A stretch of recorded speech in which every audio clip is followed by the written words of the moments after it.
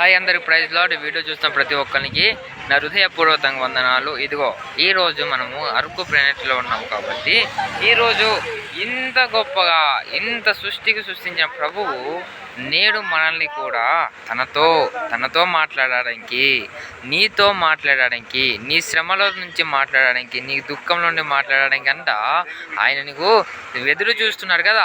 ఇంత మంచిగా మనల్ని తయారు చేసి ఇంత సమస్తాన్ని మన చేతులు అప్పచెప్పి ఉన్నాడు కాబట్టి మనము ఆయనలో నడిచినలా, ఆయన మాటలు అంగీకరిస్తుంటే, ఆయనతో నడిచినలా, ఆయనతో పరలోకానికి నువ్వు వెళితే నిన్ను కూడా ఏ విధంగా తనతో పాటు భోజనము చేయడానికి ఒక బలాన్ని సిద్ధపడుచున్నాడు కదా.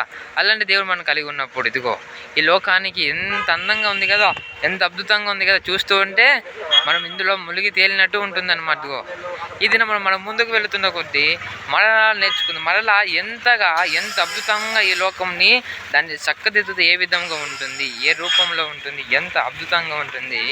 ప్రతిదల్లా మనం ఎలాగైతే మలిచి చెక్కిన ఎలా అది ఎంత ఆశ్చర్యంగా ఉంటుందో మనం తెలుసుకుంటే ఖచ్చితంగా మన జీవితాన్ని కూడా, మన బ్రతుకుల్లో కూడా ఆయన ఏ విధంగా చెక్కుతే, మన బ్రతుకుల్లో ఏ విధంగా మలిచితే మన బ్రతుకు కూడా ఆయనలో నడిచినలా సమస్తానికి కూడా నడిపిస్తున్నాడు.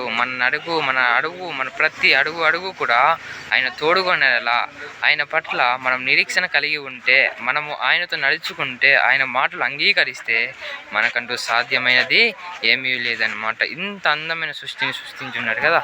ఇంత అద్భుతంగా, ఇంత ఘనముగా, ఇంత ఆశ్చర్యముగా చేసి ఉన్నప్పుడు మనం కూడా ఆయన నడిచినలా మనం కూడా మరలా చెప్తున్నాను, నీకున్న ప్రయాస అంతా కూడా ఆయన మీద ఏ దినమున మోపుతున్నామో, ఆయన మీద ఏ క్షణమునైతే నువ్వు అవగాహన ఆయన కోసం అప్పగిస్తున్నావో, నీకున్న తలంపులన్నీ ఆయన మీద మోపుతున్నావో, నీకు తన ప్రాణాన్ని సైతం విడిచిపెట్టి ఈ లోకంలో తను దీనుడిగా జన్మించి ఉన్నాడు కదా.